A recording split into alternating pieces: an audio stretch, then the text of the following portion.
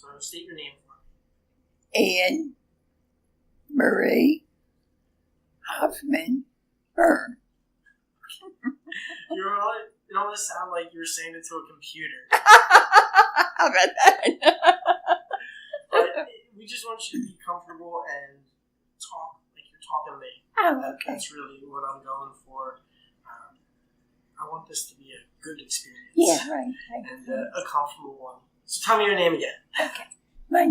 My name is Anne Byrne Hoffman. I'm sorry, Anne Marie Hoffman Byrne. I know. I haven't used that name for a long time. I couldn't remember what it was. All right, and I know it's not polite to ask how old a lady is, but I am going to ask you how old you are. I'm 87. 87 years old. Yeah.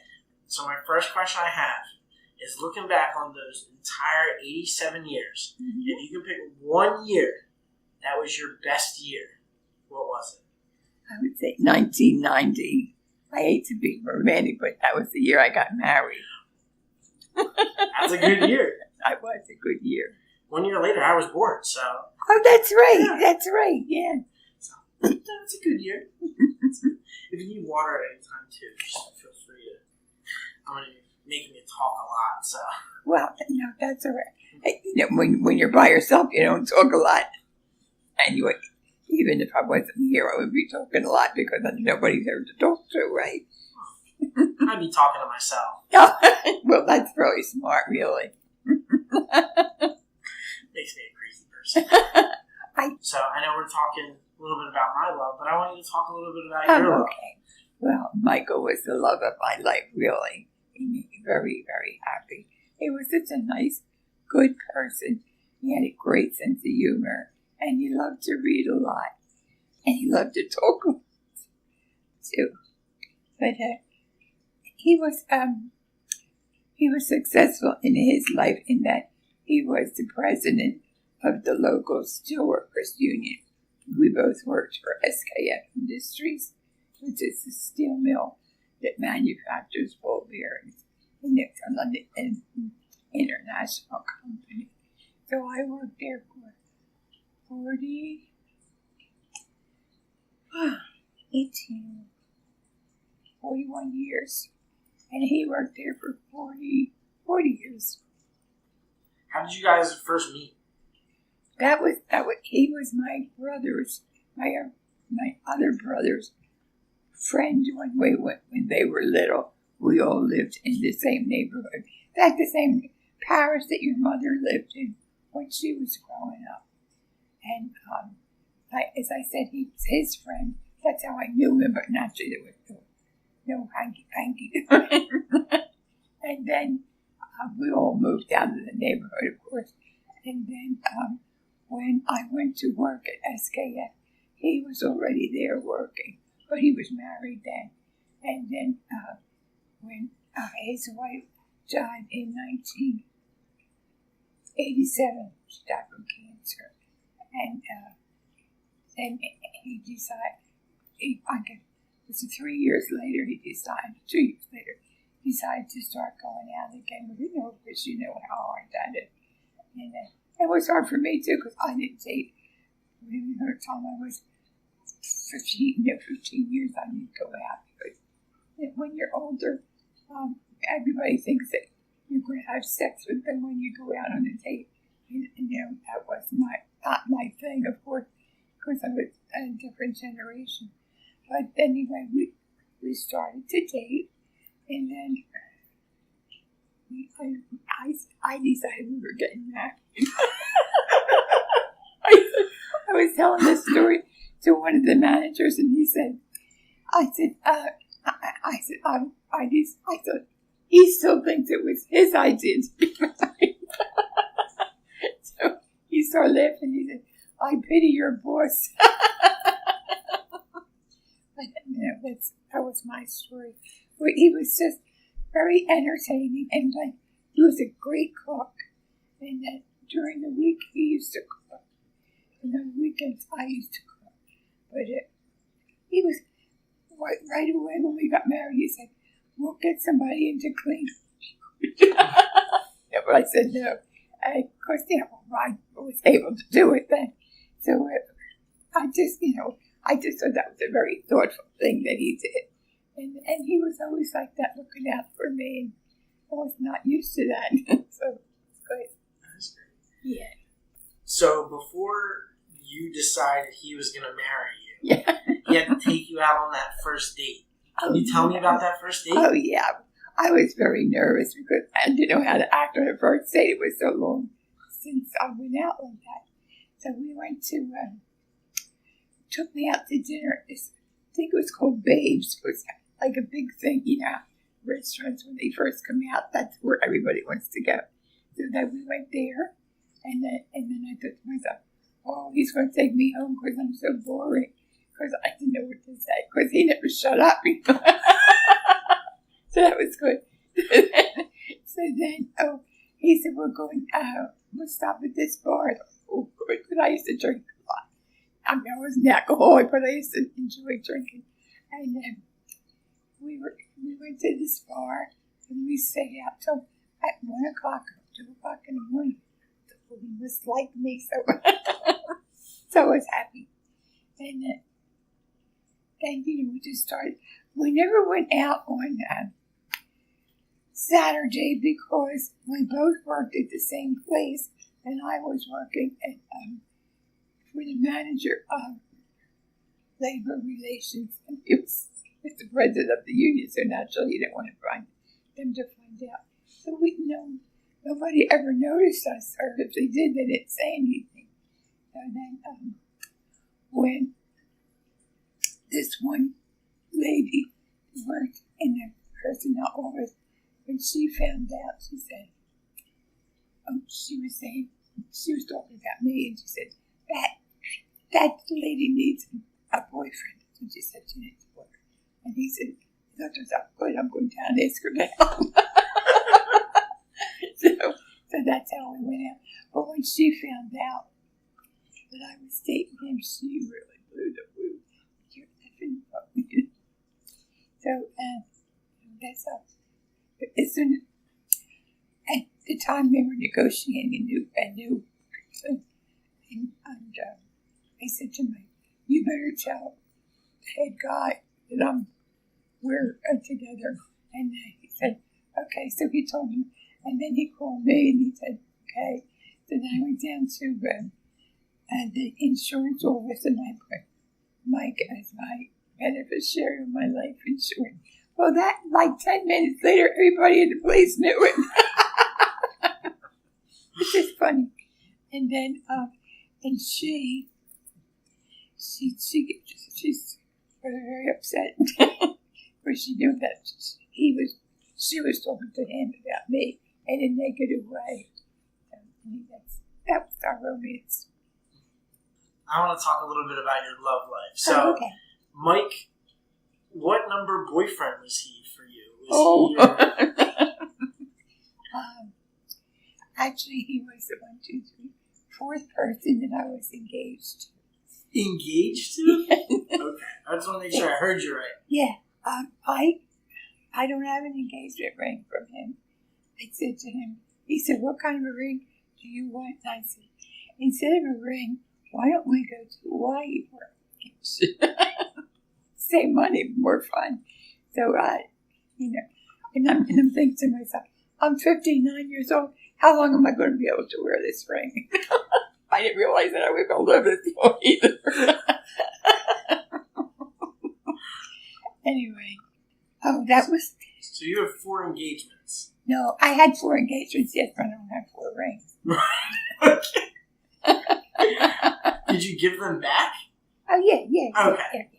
The first one I think was 17. And, no, I didn't have a ring from the first one. Because I was 17, he was 18. Then 17,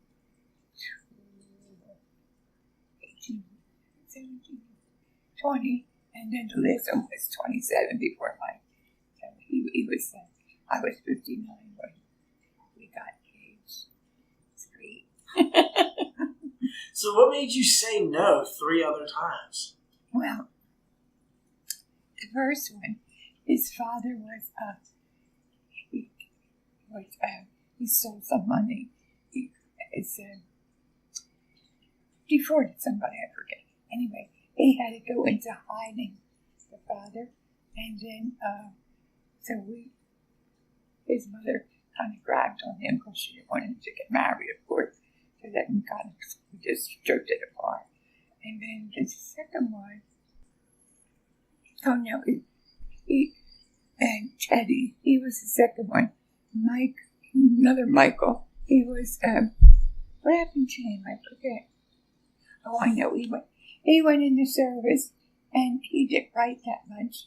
And then I thought, well, if I won't write with me, I'm not going to write to him and blah, blah, blah. And, of course, that was just kid stuff, really. And then the last one before Mike, he was a veteran in the Navy, I think. And then he came out, and he went to college. And he always talked about how he wanted to have a wife that always looked nice, like candy, eye candy. And I was like, do I want this? And he was nice in a lot of ways, but he's too much on the outside stuff, not the inside. You have an affinity towards the mics. Yeah, isn't that funny? Yeah. That's nice. So let's stay on the topic of family. Mm-hmm. And you talk about Mike, the love of your life, right, and everything like that. Can you talk about other important people in your life, in your family members? Oh, yeah. First of all, your father, he's just great. Your father, your grandfather, and your mother. The sweetest person in the whole world. The other day, she started to tear up. She was talking to me, and I started to tear up. I started to tear up too, but it's just a funny day, always like this. Anyway, that's your mother, your father, and your mother. Damn, gee whiz. Diane. And your father is a kick. I think he really is a kick. And Donna, I love her too. And Paul. And Linda, she really makes me laugh. She's like her own. She listens to her own band when I think she's funny. I enjoy when she talks to me, but she always makes me laugh. Who's your favorite? Oh, I go there. Come on, man. You gotta give me the juicy details. No way. So, family is very important to you. Oh, yes, of course. When growing up, what was your family like? Oh, my family, not really that happy. My father was, a ladies' man. He cheated on my mother a lot. And he smacked her around a lot. So I just really, maybe that's why I didn't want to get married. I don't know. But, he was just a very troubled being, what can I say? And then my other brother, he was almost the same way. He cheated. He was married 5 times. And then, let me see. My mother died in 77, I think. And then my father died 5 years later. And my other brother died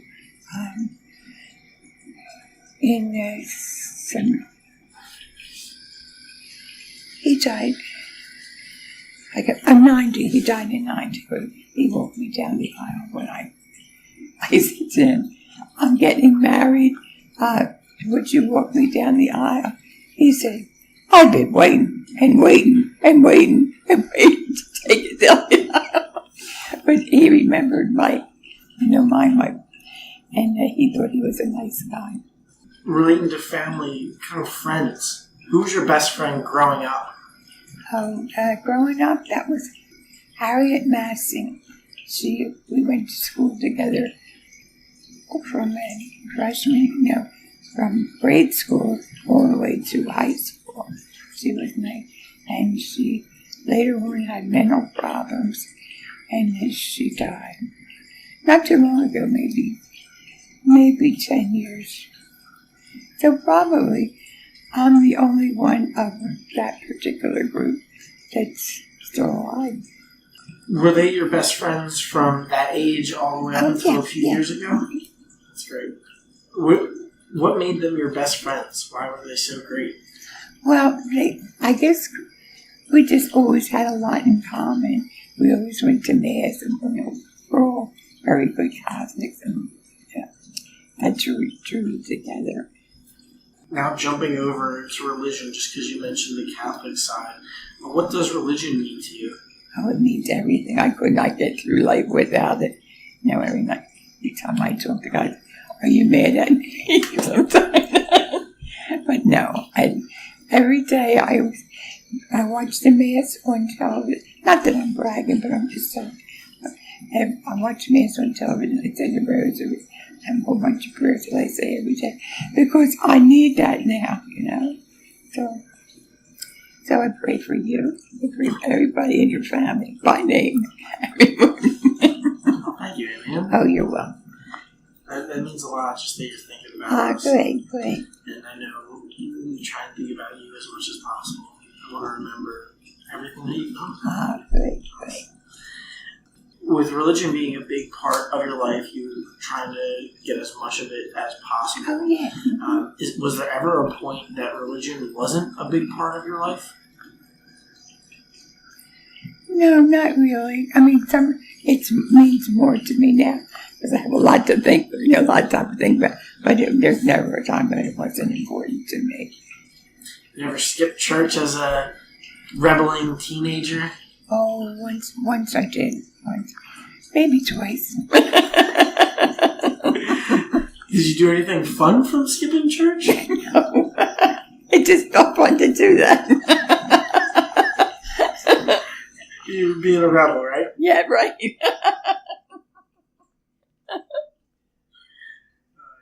When you were a kid, what was your favorite toy? I used to pretend I had a really big family, and I used to get all these bottles, empty medicine. That was my fun.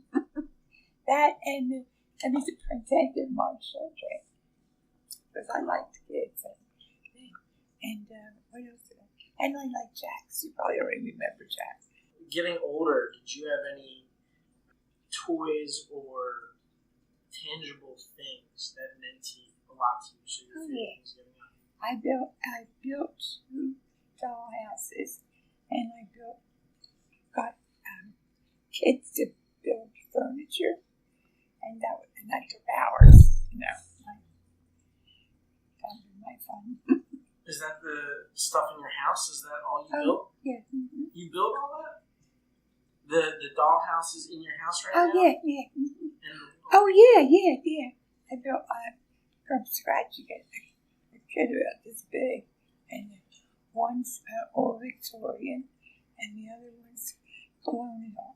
And I still have a lot of stuff that I wanted to make clothes for the dolls, and I haven't been able to get up and down like I should. How would you describe yourself? I tell them I was a good hugger. And I tell them that I love it when somebody hugs me because I always feel the giver gets just as much as the receiver when you're hugging. That's great. Anything else? What else would you say? We all know you're a great hugger. But how else would you describe yourself? I'm a big candy eater, and I have to stop that. What's your favorite candy? Chocolate. You wouldn't know anything about that, I know.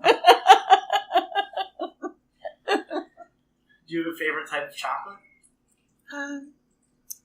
Yeah, but I can't think what it is. Dark, really dark chocolate, and it's Listen down if I can remember. See, it's been a while. Trying to think what it is. A blue ball. It's all chocolate. And it's blue because it's the darkest chocolate. And the same people make other Oh, balls of yeah, chocolate, right, yeah. We have a milk chocolate and some other chocolates are a little bit darker, but then I like the really dark one. I'm trying, there's another one too that I like. Pretzel.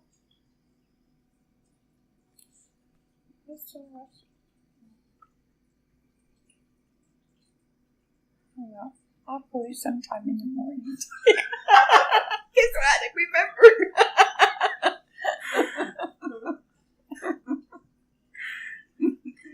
Okay, so I asked you to tell me a little bit about yourself. I want to know a couple of stories about you. So the first story I want to know about you is, what's your most embarrassing moment? Oh, geez. Probably the time I was on jury duty, and they make you stand up one by one to tell guilty or not guilty, and somebody called a name, and I stood up, and it wasn't me. That was embarrassing, but everybody did laugh, so. Sorry I'm jumping around here. Yeah, that's all right. Jumping back to the friends, what did you and your friends like to do for fun? Oh, we used to go dancing a lot. Yeah. We was on every Sunday night, we went to Holy Child Parish, and Friday we went to Our Lady of Mercy, and Saturday we went to Our Lady of Mercy, and once in a while we went to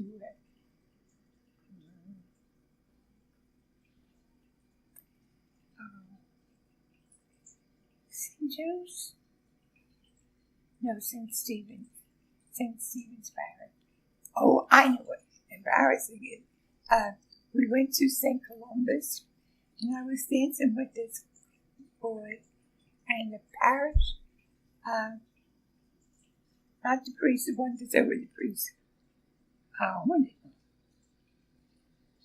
No, it's not important, but he came and he pushed me so hard, I like to fall down on the ground, and he said, "That's sinful, blah, blah, blah," and I wasn't even dancing that good, and so I ran in the ladies' room, and I started to cry, of course.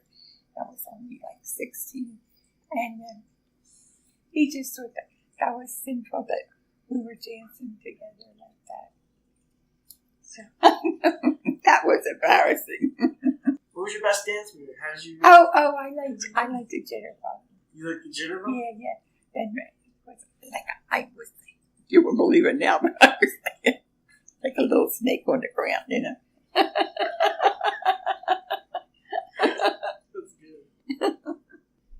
So we have a lot of fun stories and things like that. So I'm going to touch on some of the more uncomfortable questions. Feel free to answer whatever you have or want to. One that I have is, what would you say is your biggest regret in life?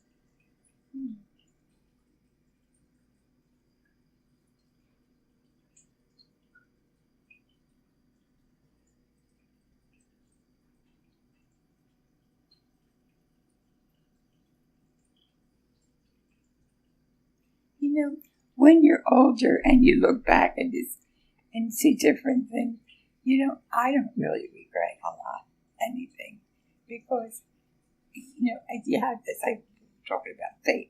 You feel you did what you could with what you could. Like remember when I was going to the bereavement sessions after Mike died, and they said, never say woulda, coulda, shoulda, because you did what you did when you had to do it. It's what you knew. So I thought that was great.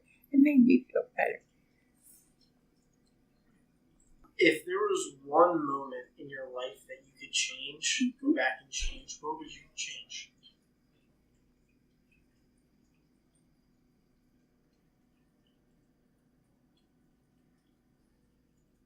I think I would probably try to keep my home longer than I did. But again, even the nun told me, you have to do this.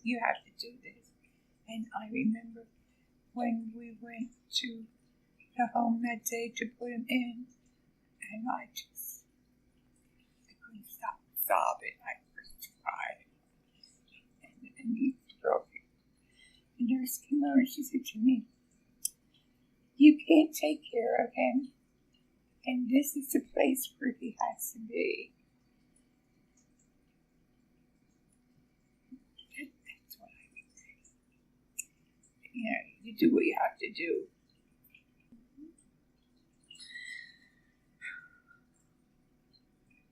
All right, I'm going to jump to the other question. So what is one piece of life lesson that you always took with you that somebody else gave you?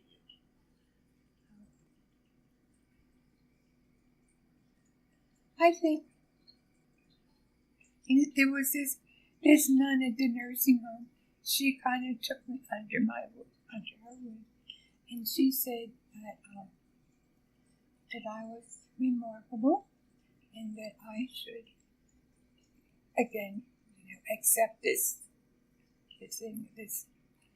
disease that took Mike. And she did really make me feel better. There was a time when he couldn't eat, and sometimes they put something in your stomach. And she said not to do that because it's not going to help him, and it's not good for him. It won't help him, and he'll just suffer with that more than he would if he didn't do anything. So, and she just sat with me a lot of times and talked to me, and I really took that to heart when she spoke. Part of these interviews is to have something for the future, right? So I can continue to pass it along. What's something that you would say to my grandkids? So not my kids, but their kids later down the road. What's something you want to tell them? Well, all you 6 children, I want to know.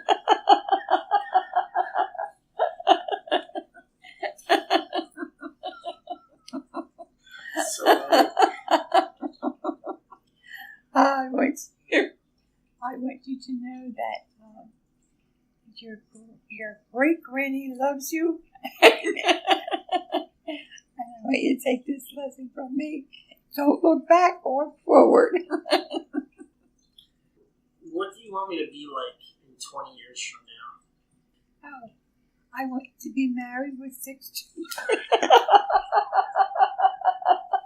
No, I want you to be happily married to whoever brings your bill and have 6 children.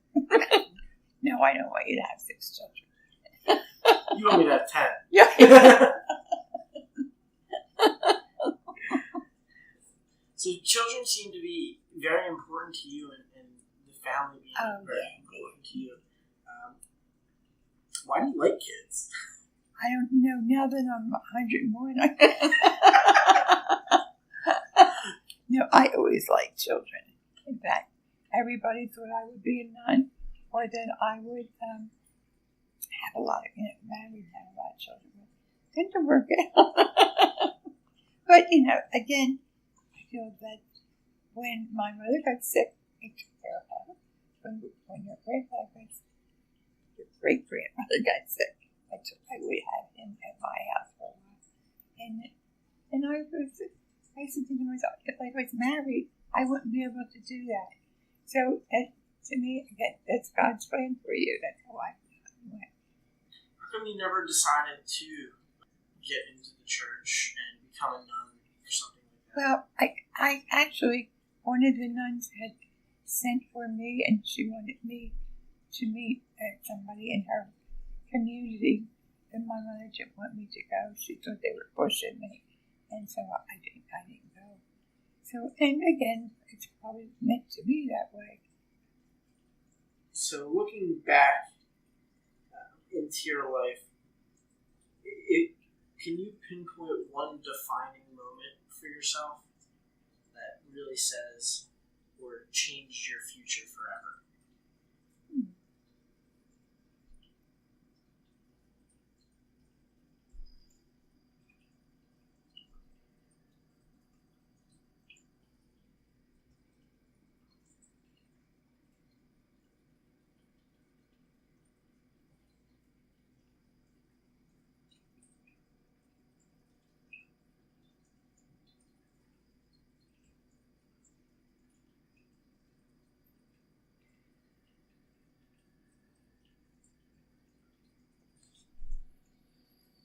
I can say one very dark moment I had.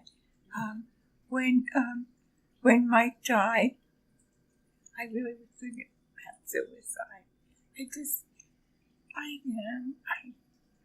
didn't have anything. Everything I loved was gone. And when you're used to taking care of people, you don't have that to do anymore. It's hard. So what I did was I talked myself out of that. Of course I could say, I won't see him at all if I commit suicide. That's ridiculous. So I just turned myself around. That was a very dark moment for me, I think. And then when Mike was in the nursing home, I used to go and see him every day. And then when he died, and then I would go and I spent 5 hours twice a week, I think. But that, again, gave me something to do. And it would tire me out, too, so that was good. So, throughout your entire life, right, what is something you would say you're amazing at and, like, one of the best? I think I'm good at consoling people. Thank you. Now, what would you say you're one of the worst at? What are you really bad at?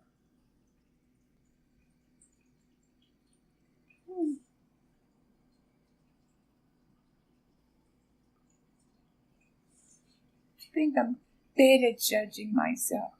I think sometimes, why did you do that, or why did you say that? And I'm not good at that.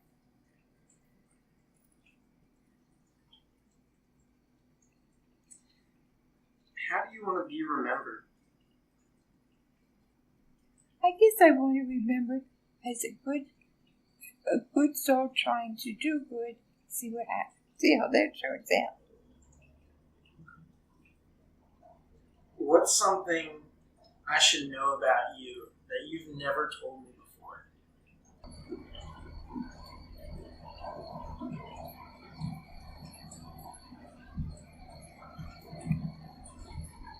That I have a bad temper when I get mad. You've never been mad at me, though. No. And you can thank your star. Has that been all your life, where you get set off, and is it a verbal anger? Is it I don't know, how did you always express that anger? I want to post. What? Oh, shit, I'm saying. Or I used to do it. Jesus, Mary, and Joseph. I get so mad. Jesus, Mary, and Joseph. I thought you'd go around and, like, start punching people.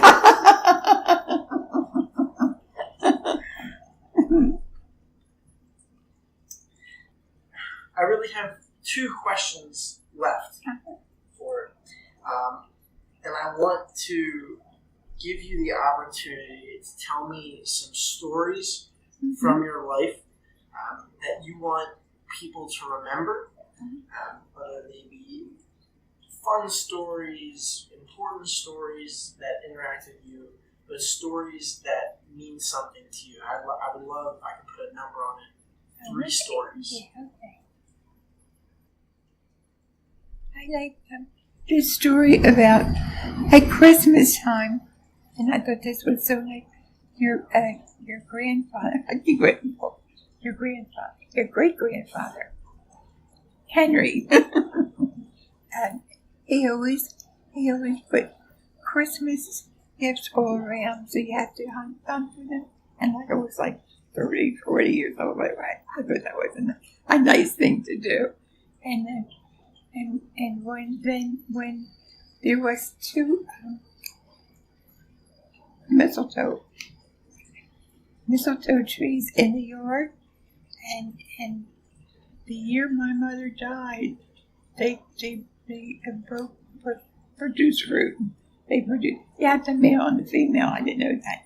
And he used to always cut a bunch off and bring them to me, which I thought again was such a nice thing to do. He was such a nice man too. Your great grandfather, he was a nice man too. He used to, he took such good care of my mother when she was sick, and I really appreciated that after the other life that she had. And he was funny. He used to make me laugh. Yeah. Yeah, when he had cancer, he used to stay at my apartment, I think for a week, and your father used to take him on the weekends, or it was one or the other. But, it was good company for me, especially for both of us, really, because we lost the same person. What are some general words of wisdom that you have with all your years of experience? What's something that we should take with us?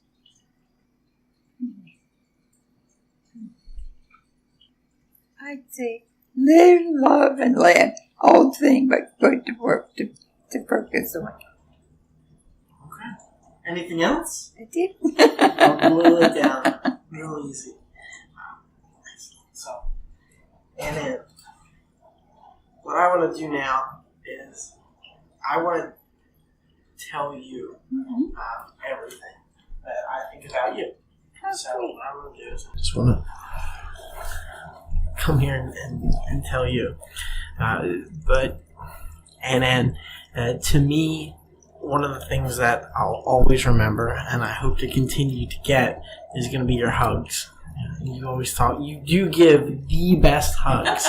I wish I could replicate it. People would love me more. I'd be known as the hug guy because you're known as the hug lady, and they're the best, and it's always something that I'm going to remember. And when I talk about it with my cousins, we always talk about Ann's hugs and how much you love everybody in the family.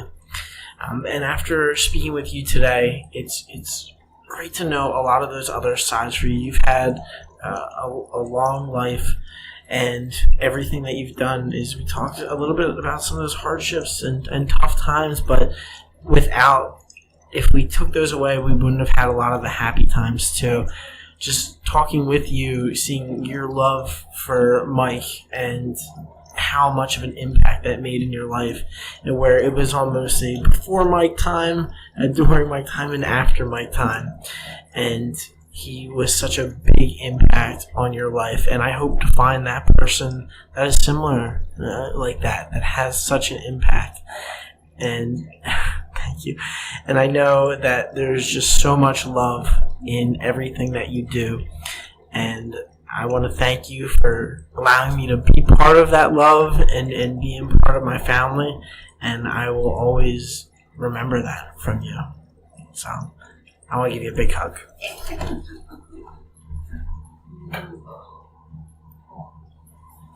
The best hugs. They're the best ones.